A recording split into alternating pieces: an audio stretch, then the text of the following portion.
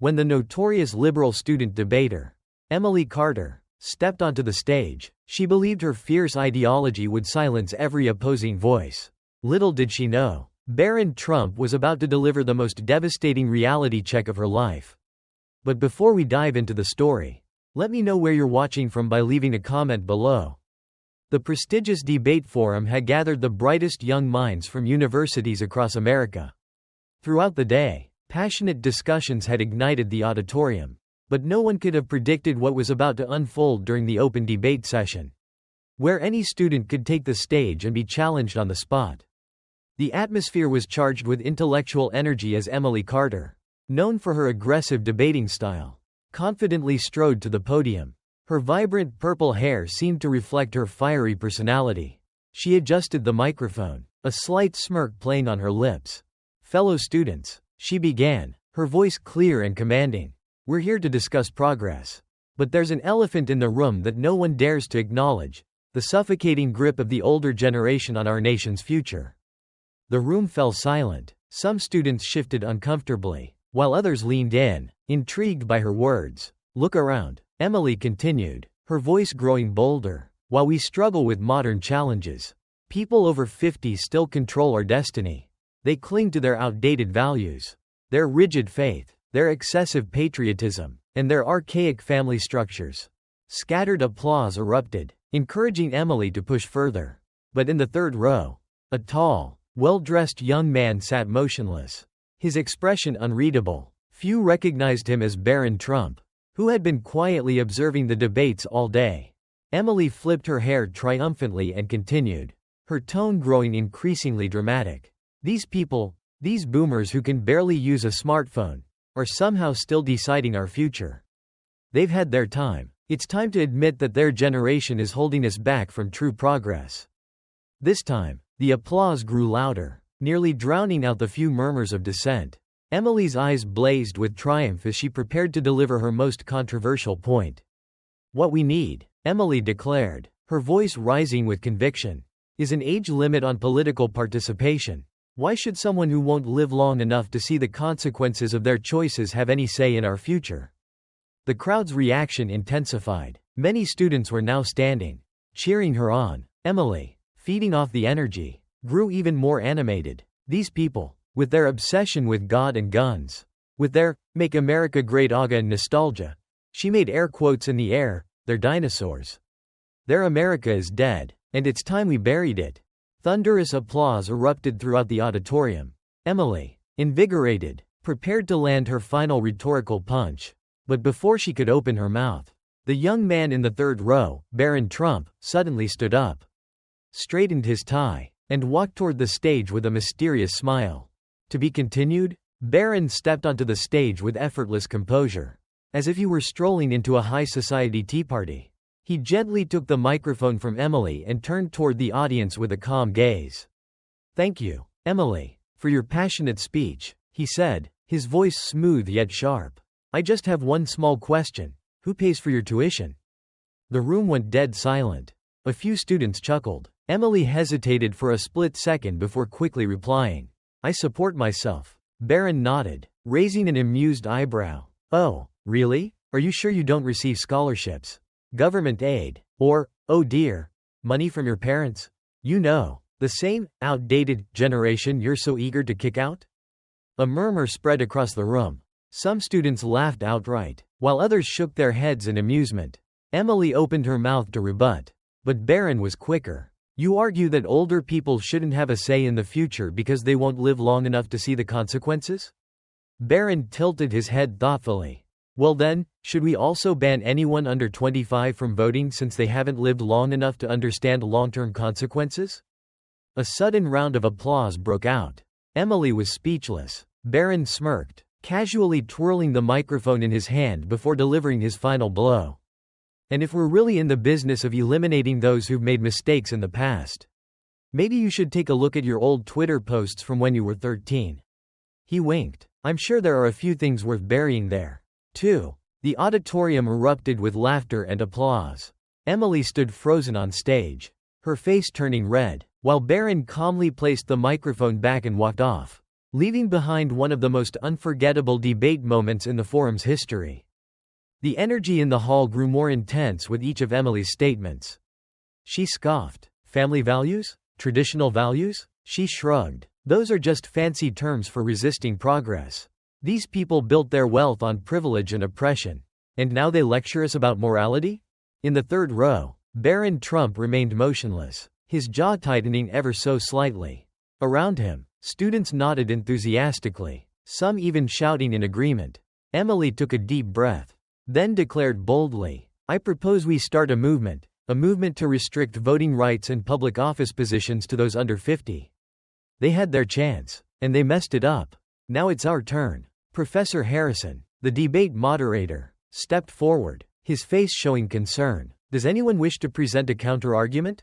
His voice was nearly drowned out by the applause. Emily folded her arms, her expression triumphant. "Anyone?" the professor repeated, already reaching for his papers to move on.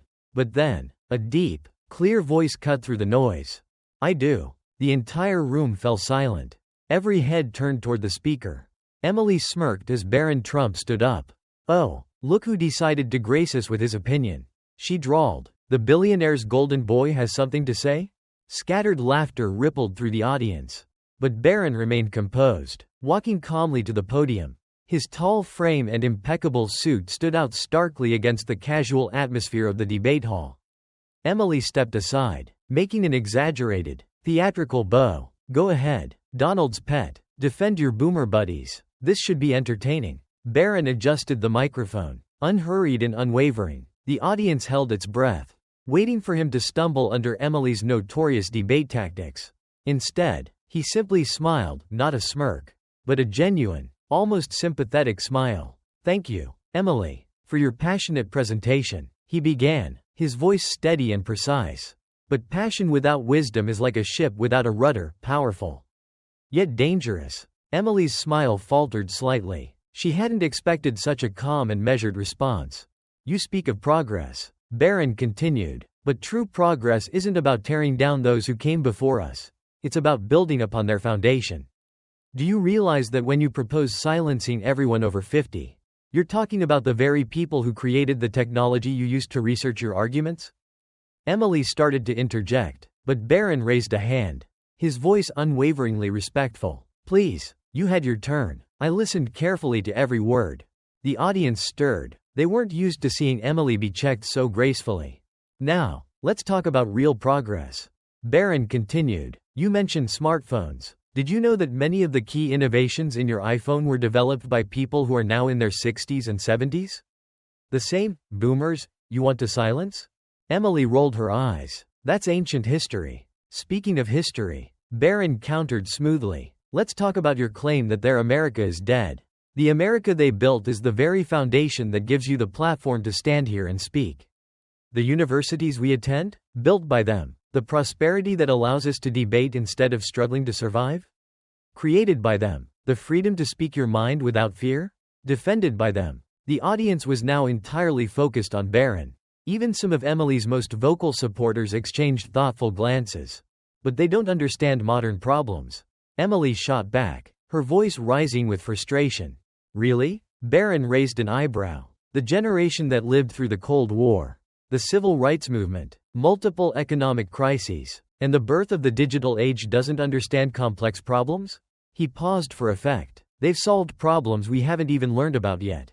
Emily's face reddened. "But their values." "Their values?" Barron's voice carried a quiet intensity.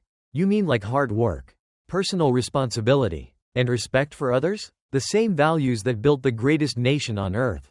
He gestured toward the room. "Look around. Everything in this room, from the chairs you're sitting on to the democratic system that allows us to have this debate, was built by people who held those values."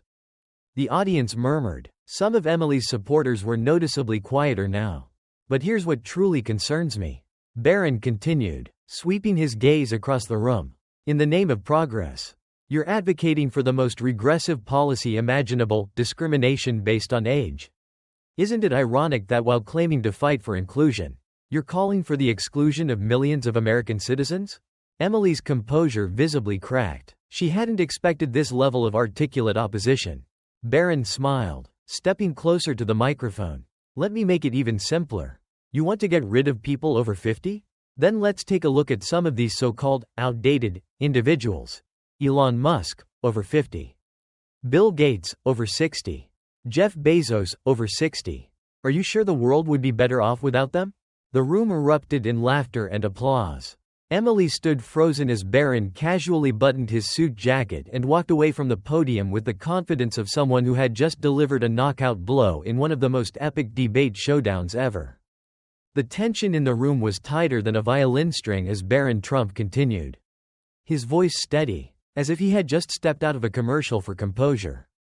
Over 60, scientists are still tirelessly working on cancer cures. Many over 50 professors continue to educate us every day. And my father, 78 years old. He paused for a moment, letting each example settle into the air. Should we dismiss their contributions just because of their age? Oh, how touching. Emily's voice dripped with sarcasm. The rich air lectures us about innovation and hard work. She turned to the audience with a dramatic flourish, like the lead in a Broadway show. Do you see this? How conveniently he brings up billionaires, the elite 1% hoarding wealth while regular Americans struggle every single day. Several students nodded so vigorously their glasses nearly flew off. Emily, sensing the momentum, smirked triumphantly. And since you brought up your father, she sneered, let's talk about these values you're so proud of. The values that divide families, dictate who people can and can't love, and shove outdated religious beliefs down our throats. Interesting, Barron interjected calmly, sipping from an imaginary cup of tea. You claim to champion diversity, yet here you are mocking people's faith, because their faith oppresses others. Emily shot back, her voice rising. Aha, Barron nodded, as if he had just cracked a great mystery. So your solution is, to oppress them back? A truly revolutionary approach. Have you considered running for Congress? Emily looked like she was about to throw something at him. Traditional values are just tools of control.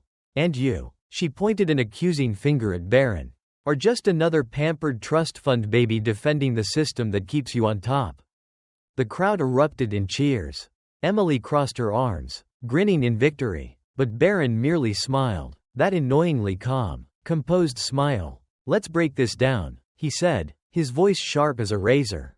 You say these values are tools of control, yet these same values have inspired millions to fight for civil rights, help their neighbors, and build communities. As for my trust fund, I've been volunteering at veterans shelters since I was 14. How many hours have you spent helping others? Emily? A hush fell over the room. You could hear a pin drop.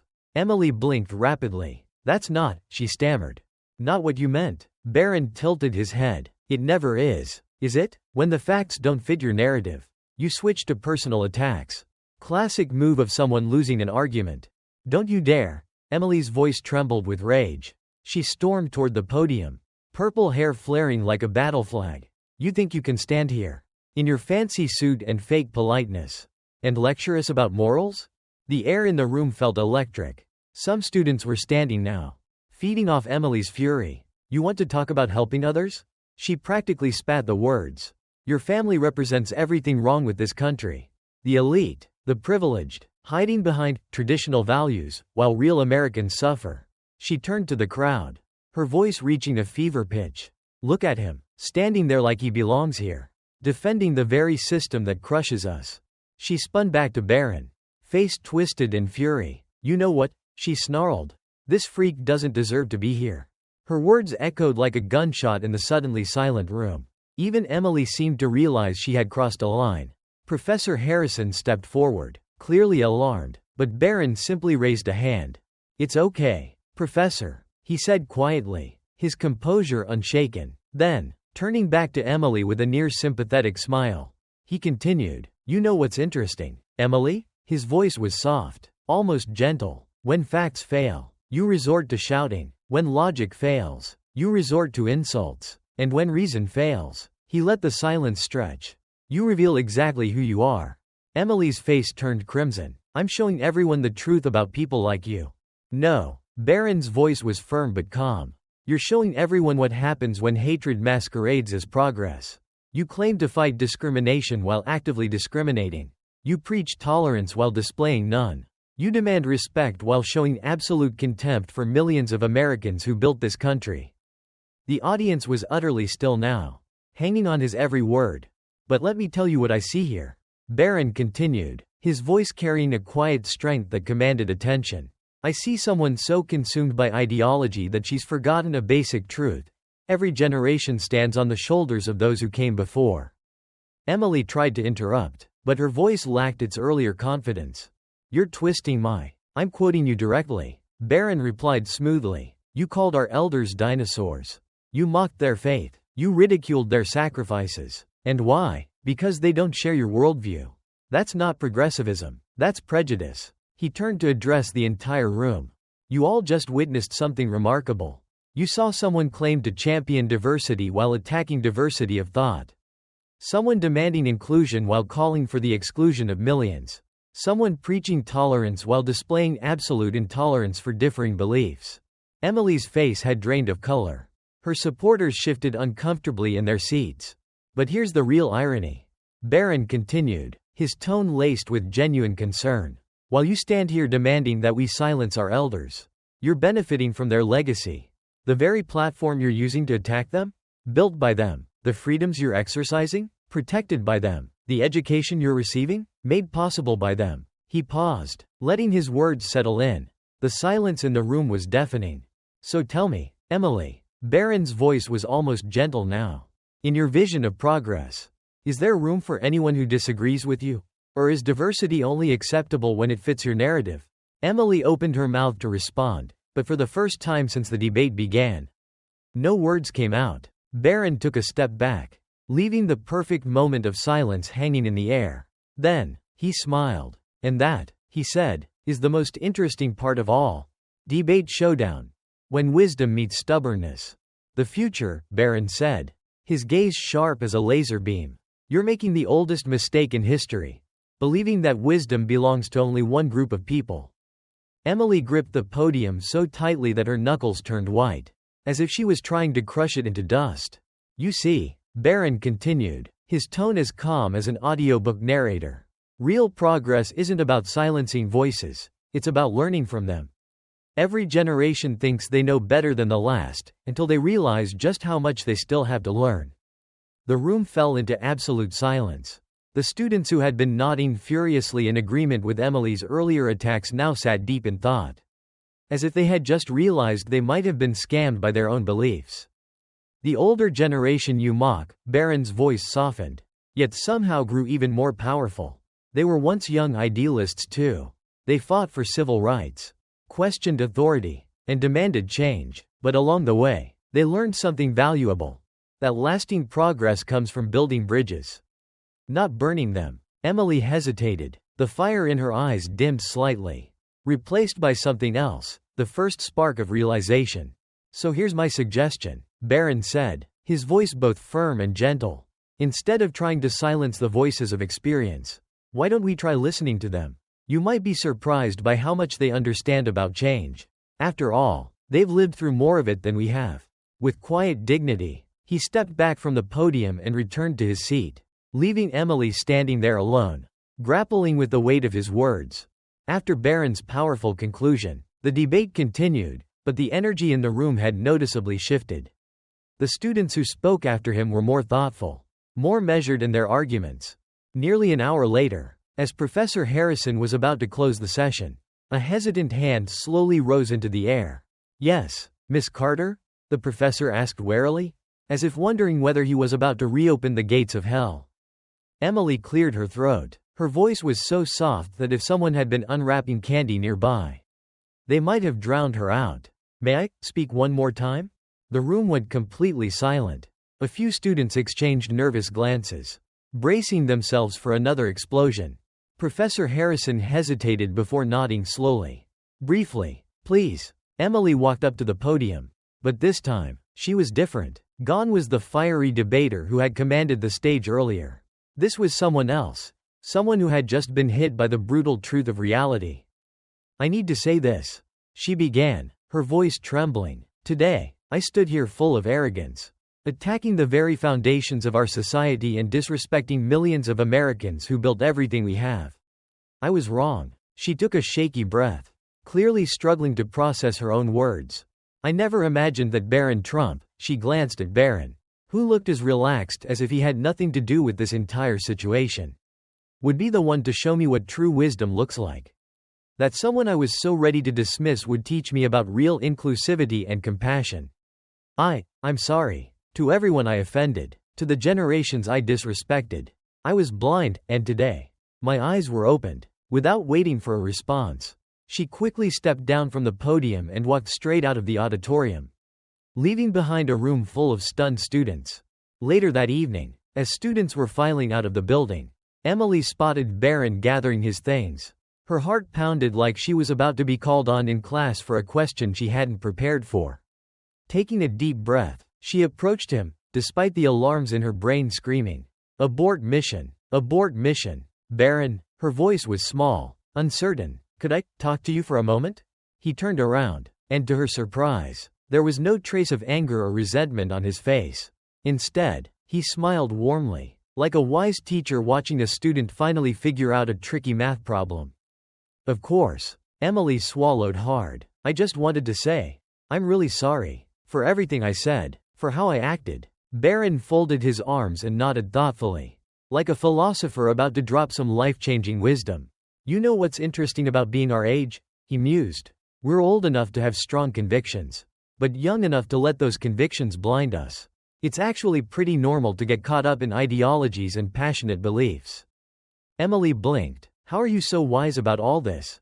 Barron chuckled. "I've had good teachers. People who taught me that true strength isn't about winning arguments, it's about building understanding. Our elders have seen these same debates, felt these same certainties, and learned these same lessons. We don't have to agree with everyone, but we do need to respect their journey." Overwhelmed by his kindness, Emily suddenly stepped forward and hugged him. For a moment, Barron seemed surprised, but then he returned the embrace with gentle understanding. As they pulled away, they both knew this was about something far greater than winning or losing a debate. It was about the moment when wisdom overcame pride and understanding conquered division. And if you enjoyed this story, make sure to like and subscribe for more inspiring tales that celebrate the values that make America great. Thanks for watching. And remember, never underestimate those who've lived longer than you. They may not know how to use TikTok, but they have a lifetime of lessons worth learning.